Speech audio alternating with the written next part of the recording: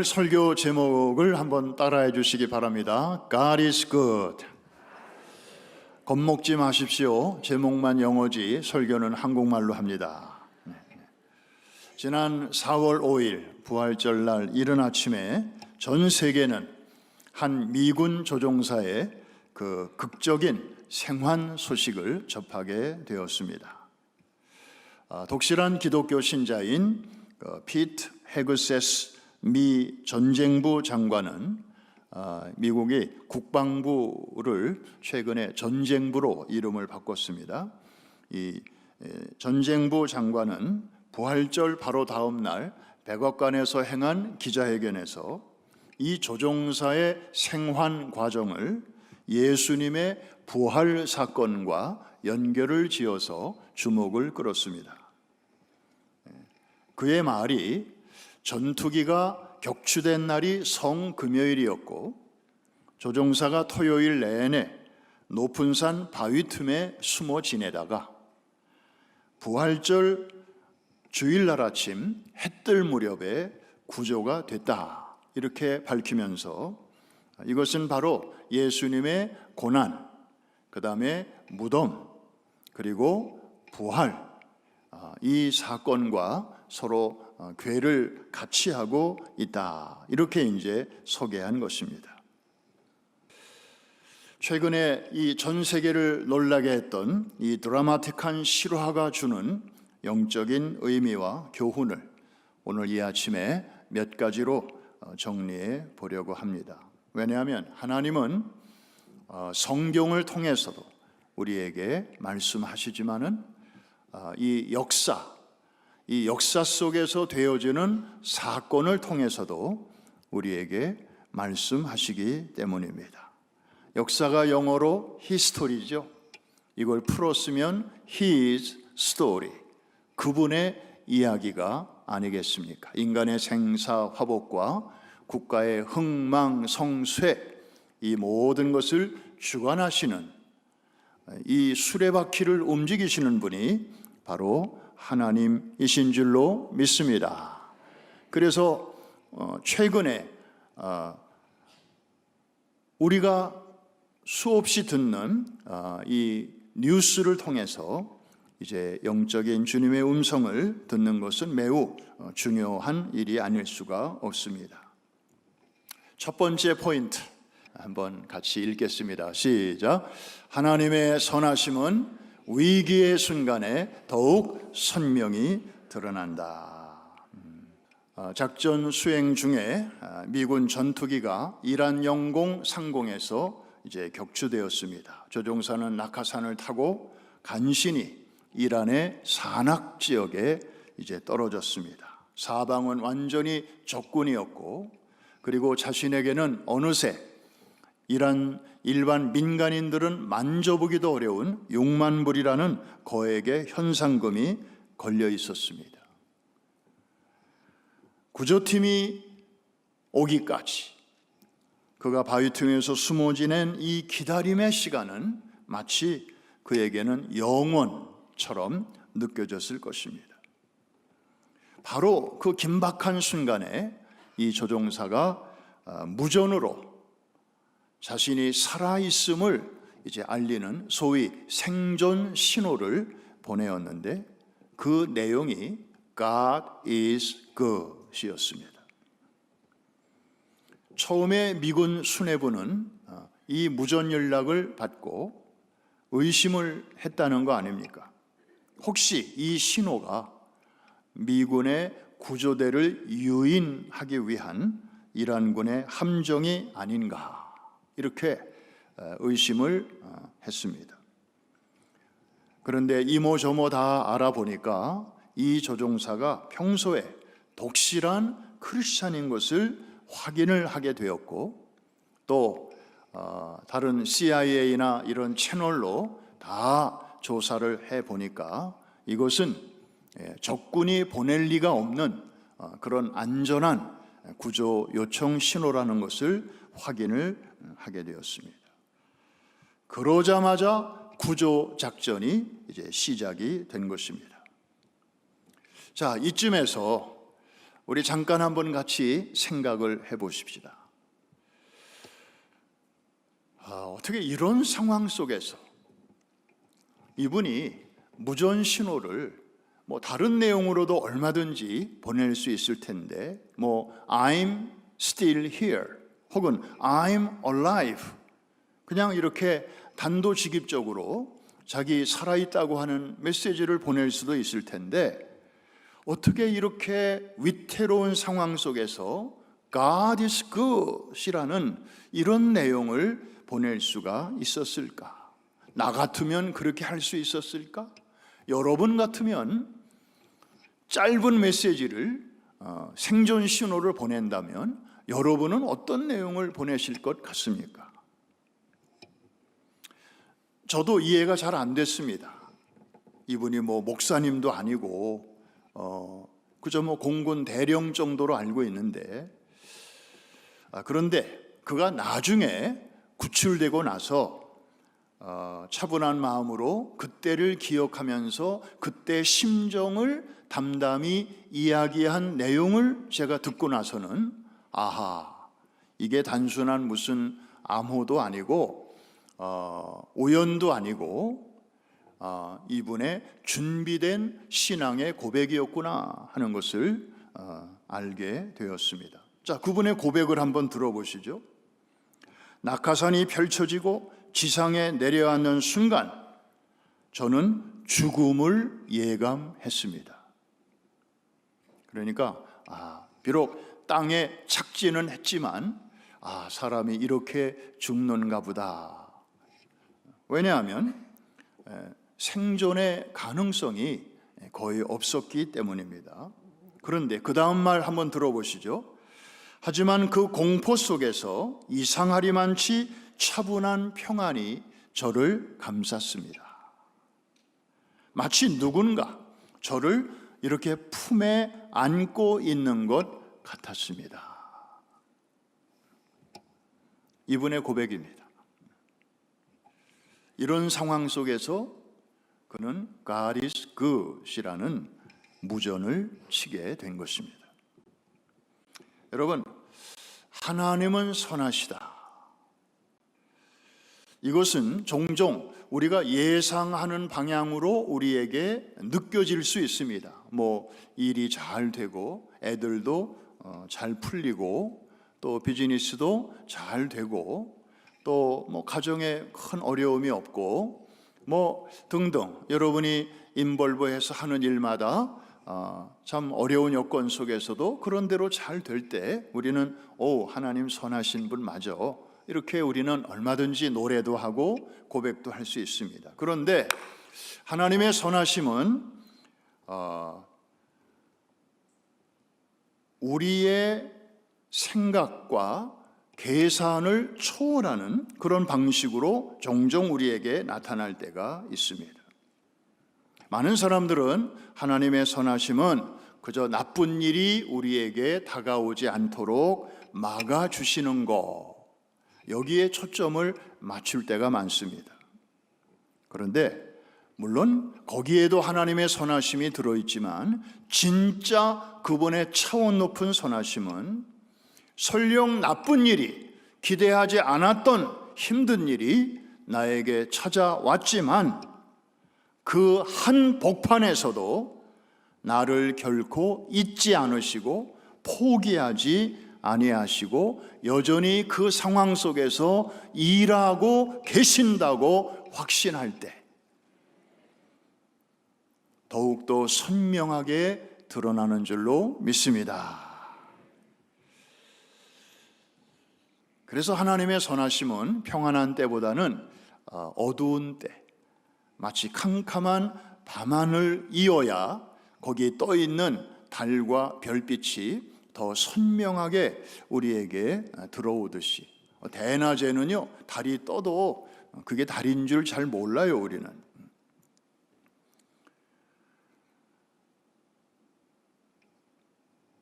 여러분, 그렇다면 믿음으로 이렇게 고백하실 수 있습니까? 하실 수 있다면 아멘으로 응답을 하시는데요, 하나님은 선하십니다. 믿습니까? 평안한 때도 선하신 분이시고 뜻하지 않은 어려움이 내게 찾아왔다 할지라도 여전히 하나님은 나를 붙들고 계시다는 그런 차원에서 여전히 하나님의 선하심을 믿으시면 아멘 하십시다. 대단한 신앙의 고백입니다. 하나님은 우리의 이 한마디 고백을 받으시고도 기뻐서 어쩔 줄을 모르실 것입니다.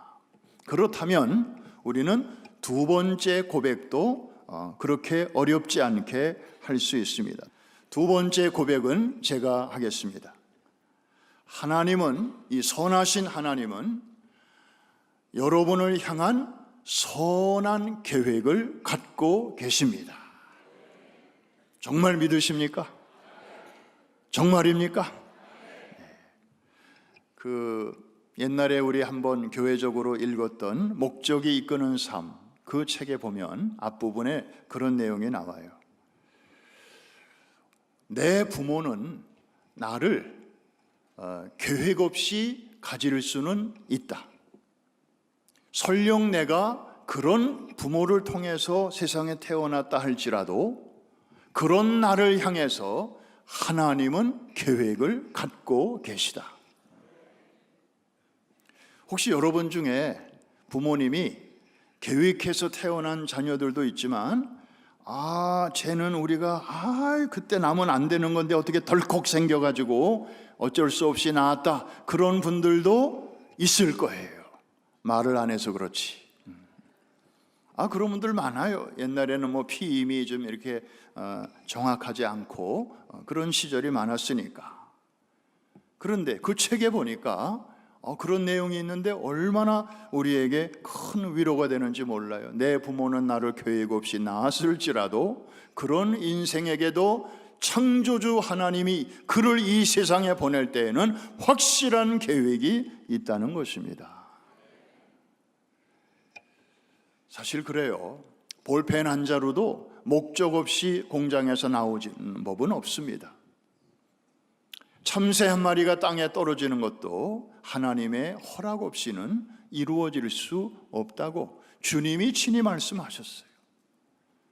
그렇다면 정말 만물의 영장이고 하나님의 형상대로 지음받은 유일한 우리 인생이 이 지구에 탄생할 때 하나님이 아무런 계획도 없이 기대도 없이 생각도 없이 그렇게 나오는 사람이 과연 있겠냐는 것입니다. 그래서 우리가 첫 번째 고백은 하나님은 선하시다는 것이고, 그것을 믿는 사람은 두 번째 고백도 할 수 있는데 하나님은 나를 향한 선한 계획을 갖고 계시다는 것이고, 여기까지 한 번 더 믿어지시면 아멘 합시다. 그렇다면 세 번째 고백까지 우리는 할 수 있습니다. 하나님은 결국 우리에게 일어나는 모든 일들, 좋은 일도 있고 나쁜 일, 힘든 일도 있을 텐데 이 모든 것이 합력하여 무엇을 이루어 주신다? 선을 이루어 주신다. 이것도 우리가 믿을 수 있어야 합니다. 그러면 어떤 상황에서도 우리는 하나님이 선하심을 고백할 수 있는 거 아닐까요? 힘든 일 좀 뜻하지 않게 느껴지는 그런 일들도 지금은 힘들고 지금은 혼란스럽지만은 결국에는 시간이 지나면 그때 하나님이 그러려고 그런 일을 허락하셨구나. 그때 내가 그런 걸 참 깨달았어. 그 일이 아니었으면 내가 지금까지도 그 세계를 모를 뻔했지. 그렇다면 우리의 입술에서 나가는 고백은 언제나 다음과 같은 것이어야 하지 않겠습니까? God is good all the time. 우리 한번 이 고백을 한번 해보십시다. 제가 앞부분을 하면 여러분은 뒷부분을 하시고, 제가 뒷부분을 하면 여러분이 앞부분을 해주시고, 이게 장단이 잘 맞아야 될 텐데 한번 준비되셨죠? God is good all the time. 하라고 하니까 하는 게 아니라 정말 우리 하나님의 선하심을 우리가 정녕 인정하고 고백한다면 오늘 이 예배 시간은 말할 것도 없고 예배 시간 끝나고 생활 속의 예배로 들어가셔서도 오늘 온종일 God is good, 하나님은 선하신 분이시다, 내 상황과 관계없이 그렇다, 이 고백을 주님 앞에 노래로 또 기도로 그리고 고백으로 드려보시기를 바랍니다. 우리 하나님 너무너무 기뻐하시고 그리고 여러분들에게 그 무엇도 아끼지 않으시고 정말 팡팡 쏟아부어 주실 줄로 믿습니다. 두 번째, 이 사건이 우리에게 주는 또 교훈이 있습니다. 이제 보여주시면 됩니다. 우리 다 같이 한번 읽어보십시다. 시작. 구조 신호를 멈추지 말라 하는 것입니다. 사실 이 조종사는 적진 한복판에 떨어졌어요. 그 높은 그 바위로 된 산악지역에 몸을 간신히 숨겼습니다. 구조될 확률이 희박하다는 것을 누구보다도 이 사람이 잘 알고 있었습니다. 그럼에도 불구하고 조종사는 이제 무전기를 꺼냅니다. 구조 신호를 보내려고 하는데 무슨 생각이 들었을까요? 지금 사방이 온통 적진인데 저들이 지금 내 생명을 노리고 있는데 밤중에도 불을 켜고 나를 찾고 있는데 내 목에 6만 불의 현상금이 걸려 있는데 여기서 괜히 무전기 켰다가 내 위치가 발각이라도 되면 완전히 내 인생은 여기서 끝나는 것이 아니겠나, 그런 두려움이 엄습을 해오는 것입니다. 그래서 무전을 치려고 하다가 몇 번이나 망설이게 되는 거죠. 그런데 그렇다고 또 무전을 안 치고 있자니 우리 아군 본부에서 내가 여기 있는 것을 알 턱이 없고 칠 수도 없고 안 칠 수도 없는 이러한 절체절명의 그런 상황. 그런데 그는 마침내 결단을 합니다. 그리고 짧은 한 문장으로 자기가 여기 살아있음을 알리게 되는데 그것이 바로 뭐라고요? God is good입니다. 그리고 그 신호를 보낼 뿐만 아니라 내 아군팀이, 구조팀이 내가 여기 있는 것을 알고 이제 곧 나를 구출하러 올 것을 믿었고 그때부터 버티기 시작합니다. 여러분, 사람이 정말 절망적인 상황 속에서 버틸 수 있는 힘은 어디서 오는 걸까요? 누군가가 내가 여기 있는 것을 알고 있고 그리고 오고 있다고 하는 이 희망의 줄이 얼마나 중요한지 모릅니다. 이 조종사는 이 비콘이라고 하는 이 무전으로 신호를 보냈습니다마는 오늘 우리에게도 그 비콘이 있습니다. 우리가 사용해야 하는 그 무선 전화기가 있다는 거죠. 그게 바로 기도입니다. 여러분, 삼풍백화점 1900년대, 1990년대 중반에 무너져 내렸을 때 제가 그때 한국에 있었는데요. 수많은 사람들이 벌건 대낮에 콘크리트 더미에 깔려 죽었습니다. 그리고 여전히 콘크리트 더미 밑에 많은 사람들이 죽어가고 있었습니다. 그날 저는 9시 뉴스를 기억합니다. 앵커가 긴급 뉴스로 계속 여러 번 반복해서 하는 내용이 뭐냐 하면, 여러분 쇼핑 나갔다가 아직도 돌아오지 않은 가족이 있으면 그에게 계속 삐삐를 쳐주십시오. 그때는 휴대폰 시대가 아직 아니었기 때문에 그 삐삐를 치라는 거예요. 지금 구조대원이 그 콘크리트 더미 위에서 센서를 가지고 지금 사람들의 위치를 찾고 있다는 거예요.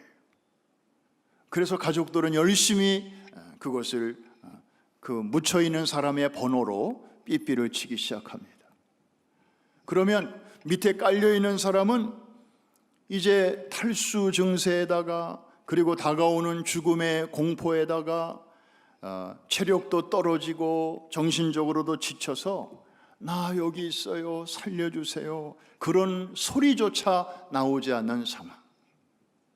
그럴 때 바깥에 있는 사람들이 삐삐를 치니까 그 몸에 갖고 있던 기계에서 이제 신호가 막 나가지 않습니까? 그러니까 구조대원들이 이 밑에 사람이 있어, 이 돌을 다 끄집어내서 수많은 사람들을 그렇게 해서 건져냈습니다. 이 골든 찬스, 지난 시간에 말씀드렸습니다마는 그 골든 찬스가, 골든 타임이 지나가기 전에 많은 사람들이 죽음의 문턱까지 갔다가 이렇게 돌아올 수가 있었던 것입니다. 여러분, 기도가 이렇게 중요한 거예요. 이 조종사는 그 어려운 상황 속에서 정말 무전을 칠 수도 없고 안 칠 수도 없는 그런 긴급한 상황이었지만은 결단하고 짧게라도 무전을 쳤을 때 그에게 온타임의 구조대가 도착을 해서 그는 살 수가 있었습니다. 할렐루야. 삼풍백화점에서처럼 우리가 누군가를 위하여 또 중보 기도를 할 때에 본인은 기도할 힘도 없었지만 다른 사람들이 대신 기도해 줄 때 죽어가던 사람을 그 골든 타임 안에서 많은 사람들을 살려낼 수 있었습니다. 여러분, 기도는 바로 이런 것입니다. 나를 살릴 뿐만 아니라 남도 살리는 것입니다. 이 좋은 무기를 썩혀두지 말고 필요한 때 잘 활용하시는 여러분 되시기를 주님의 이름으로 축복합니다. 하나님은 기도하는 여러분을 결코 그 적진에 홀로 남겨두지 아니하시고 반드시 구출해 주실 줄로 믿습니다. 그리고 그 고통의 자리, 절망의 자리를 결국에는 영광의 간증의 자리로 바꾸어 주실 줄로 믿습니다. 마지막 세 번째 교훈이 있습니다. 우리 같이 한번 읽어볼까요? 시작. 한 명을 살리는 것은 모두를 살리는 것이다.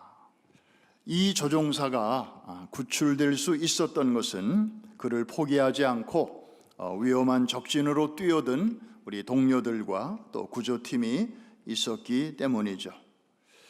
사실 이번 사건은 많은 언론들이 이란판 라이언 일병 구하기라는 별명을 붙여 주었습니다.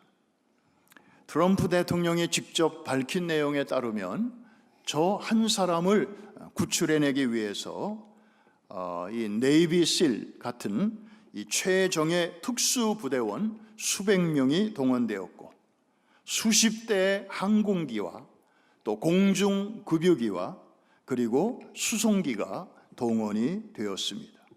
헬기도 여러 대가 떴습니다. 어떤 사람들은 말합니다. 너무 비효율적이고 무모한 작전이 아니냐고. 아니, 그러다가 또 비행기가 미사일 맞아서 또 떨어지면 한 사람 살리려다가 더 많은 사람이 죽을 수도 있고 다칠 수도 있을 텐데 이거 너무 좀 비합리적인 작전이 아니냐. 실제로 군 관계자들 중에는 이번 작전에 따른 위험 부담을 우려해서 이번 구출 작전을 극렬하게 반대한 사람들도 있었다고 합니다. 그렇지만 반대하는 이들이 그 당시에 미처 깨닫지 못한 점이 하나 있었습니다. 그것은 국방부의 원칙 중에, 이제 전쟁부로 바뀌었습니다마는 이 전쟁부의 원칙 중에 No one left behind 라는 게 있지 않습니까? 어떤 대가를 치르더라도, 무슨 일이 있더라도 미국은 조국을 위하여 싸우는 군인을 절대로 적진에 남겨두지 않는다. 그가 살아있을 때는 말할 것도 없지만 그가 죽은 후에도 그 시신이라도 반드시 조국으로 모시고 온다. 가족의 품으로 인도한다. 이게 바로 그 유명한 No one left behind 철학입니다. 이전에도 이런 정책이 있었습니다마는 제대로 잘 수행이 안 된 적이 많았죠. 그런데 이번에 그것을 여실히 온 천하에 보여주게 된 것입니다. 여러분, 이 소식을 우리도 들었는데 미국 사람들이 왜 안 들었겠으며, 특별히 미국의 군인들이 왜 이거를 못 들었겠습니까? 군인들이 이 뉴스를 들으면서 무슨 생각을 했겠습니까? 혹시 앞으로 내게 이런 일이 생긴다 할지라도 조국이 나를 버리지 않겠구나. 내가 설령 싸우다가 적진 한복판에서 쓰러져도 이 조국은 나를 가족의 품으로 데려다 주겠구나. 그 어떤 대가, 그 어떤 희생을 치루어서라도 그렇게 하겠구나. 이런 면에서 이번 작전은 단 한 사람의 구출로 끝난 것이 아니라 미군 전체를 구한 것이나 마찬가지입니다. 여러분, 영어 단어 small이라는 단어를 가만히 보면 그 안에 all이 들어있어요. poquito, 요 작다고 하는 이 단어 속에 전부가 들어있어요. 이게 히브리적 사고방식입니다. 성경 안에는 헬라적 사고도 있고 히브리적 사고도 있습니다. 그런데 메이저는 이 히브리적 사고가 대세입니다. 이 헬라적 사고는 수학적이고 과학적이고 논리적이고 합리적인데 하나님은 이런 것들을 무시하시지는 않아요. 그러나 거기에 얽매여 계신 분은 아니에요. 이쪽을 포함은 하시되 초월하시면서도 일하시는 분이십니다. 이해가 되시면 아멘 하십시다. 그래서 한 사람 속에 전부가 들어있다. 아담 한 사람이 범죄했는데 하나님은 인류 전체가 범죄했다고 말씀하셔요. 난 아담을 알지도 못하는데, 이렇게 말하는 사람들은 헬라적 사고를 하는 것입니다. 아담은 아담이고 나는 나지, 왜 나를 거기다가 갖다 붙이냐고. 그래서 복음을 전해도 그게 무슨 말인지 알지 못하는 이유가 이 헬라적 사고를 하기 때문이에요. 근데 하나님의 사고는, 이 히브리적 사고는 이게 다 연결이 되어 있는 거죠. 아울러 예수님이 오셔서 한 분이 순종하셨는데 그 결과 예수 안에 있는 모든 하나님의 자녀들이 그 예수 안에 있는 자유와 구원과 해방을 맛보게 하시는, 한 사람의 범죄함으로 온 인류가 죄 아래 가게 되었고 한 사람이 순종하심으로 전 인류에게 구원의 문이 활짝 열리게 하셨습니다. 할렐루야. 이게 바로 히브리적 사고입니다. 여러분, 우리가 아무리 힘들고 어려워도 이민 생활하면서 그래도 버틸 수 있는 힘은 어디서 나오는 것입니까? 물론 하나님이 보고 계시지, 알고 계시지, 듣고 계시지, 이것이 첫 번째지만 지금 이 순간에도 누군가가 나를 생각해 주고 있다. 누군가가 나를 위해서 기도하고 있다. 누군가가 나를 찾고 있다. 이 사실을 깨닫게 될 때 우리는 적어도 극단적인 절망 가운데로는 빠지지 않을 수 있습니다. 이것을 바꿔서 생각하면 여러분 주변에 여러분이 아는 사람들을 한번 이렇게 레이더를 한번 돌려볼 때에 누군가가 지금 외로운 자리에 있지는 않은가? 누군가가 지금 희망의 줄을 놓치고 이렇게 우울한 가운데 있지는 않은가? 그런 사람이 떠오르거든 여러분이 오늘 오후에라도 잠깐 찾아가서 내가 당신과 함께 있어. 내가 당신을 생각하고 있어. 내가 당신을 위하여 기도하고 있어. 그런데 오늘 예배 중에 당신의 얼굴이 갑자기 생각이 났어. 그래서 어떻게 지내나 궁금해서 한번 찾아온 거야. 이 한마디, 그리고 여러분의 그에게 투자한 이 30분, 1시간이 우리에게는 작은 것일 수 있지만 그 사람에게는 정말 생과 사의 경계선을 왔다 갔다 하는 그에게는 엄청난 사건이 될 수 있고 더 나아가서 천국과 지옥이 왔다 갔다 하는 놀라운 사건이 될 수도 있다는 사실을 기억하시기를 바랍니다. 한 사람 속에 전부가 들어있다. 이게 바로 잃어버린 양 한 마리를 찾아 나서는 그 무모한 목자의 심정 아니겠습니까? 이제 우리 교회는 지난주에 선교 박람회를 잘 마쳤습니다. 통계를 받아보니까 참 많은 분들이 참여를 하셨어요.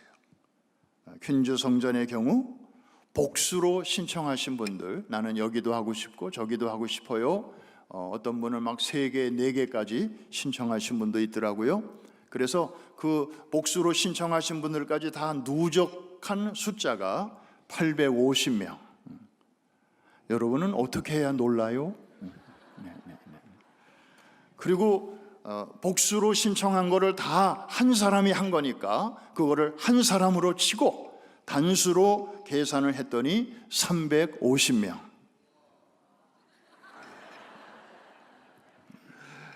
그 다음에 뉴저지로 갔더니요, 뉴저지도 만만치 않아요. 복수로 신청한 분이, 이거 어른들만입니다, 412명. 그 다음에 단수로 신청한 분들이 167명. 거기 작년이 한 300명 조금 요즘 넘는데 167명이면 절반 이상이 신청을 한 거예요. 토탈을 냈더니 복수로 신청한 분들 다 이렇게 했더니 1262명. 박수 한번 하십시다. 그 다음에 단수로 이렇게 통계를 냈더니 517명. 우리 교회에 평신도 선교사들이 517명이 지난주에 탄생한 것입니다. 할렐루야. 이거 하나님 앞에 감사 박수 한번 해. 선교 박람회는 지난 주일로 끝났습니다. 그러나 엄밀한 의미에서 이제 우리의 선교적 인생은 이제부터 이제 막 시작이 된 것입니다. 교회가 단계별로 여러분들 잘 가이드를 해 드릴 것입니다. 우리가 저 끝이 아직 보이지는 않지만 그저 다음 단계, 다음 걸음, 한 단계 한 단계 교회와 함께 여러분들이 가시다 보면 어느새 우리는 우리가 좋아하는 일, 잘할 수 있는 일을 통해서 전에는 나만의 기쁨, 나만의 유익으로 끝났는데 이제는 그게 누군가를 위하여 선교적인 브릿지로 이렇게 쓰임 받을 수 있다고 하는 이 사실을 여러분들이 경험하시게 될 때 정말 여러분의 이제부터의 인생은 그전에 경험해 보지 못한 정말 결이 다르고 차원이 다른 그런 하늘의 행복과 보람과 평강으로 가득 차게 될 줄로 믿습니다. 전에 우리 권사님 한 분은 이렇게 골프 썸이 있는데 일부러 교회 안 다니는 사람들하고 썸을 만들어요. 그래가지고 한 분 한 분을 야곱야곱 교회로 데리고 오시더라고요. 그때는 선교적 교회, 선교적 인생 이런 캠페인도 없었어요. 뭐 강단에서 그런 걸 강조하지도 않았어요. 그런데 그냥 자원하는 마음으로 그 운동하면서 또 한 사람 데려오는 게 얼마나 힘들어요. 얼마나 베풀었겠어요. 얼마나 잘 대해주고 말 한마디라도 따뜻하게 해주고 격려해주고 그러니까 사람들은 아는 거예요. 그게 너무 좋기도 하고 호기심이 생기는 거죠. 도대체 저 사람은 뭘 믿기에 저렇게 똑같은 상황 속에서도 저렇게 매력적일 수가 있을까? 나도 그 세계를 좀 알고 싶다. 손흥민 선수가 그라운드에서 뭐 현란한 개인기를 펼치고 미들필더들을 막 제끼고 그냥 뭐 다 재빨리 달려가고 다 좋은데 골대 앞에서는 다시 골을 넣을 생각 안 하고 다시 운동장으로 이렇게 나온다. 그러면 손흥민이 아니죠. 손흥민 선수가 그렇게 애를 쓰는 목적은 골을 얻기 위한 거 아니겠습니까? 우리가 이렇게 애쓰는 목적은 winning the goal이 아니라 winning the soul, 영혼을 얻는 것이 바로 우리의 최대 꿈이요 사명인 줄로 믿습니다. 어쨌든 이제 500명이 넘는 이런 선교 예비 선교사님들이 우리 교회에 탄생을 했습니다. 하나님께서 이 마음을 받으시고 놀라운 일을 앞으로 행하실 줄로 믿습니다. 여러분 가정에서부터, 가정에도 불신자들이 많이 있어요. 믿다가 낙심한 우리 장성한 자녀들도 있습니다.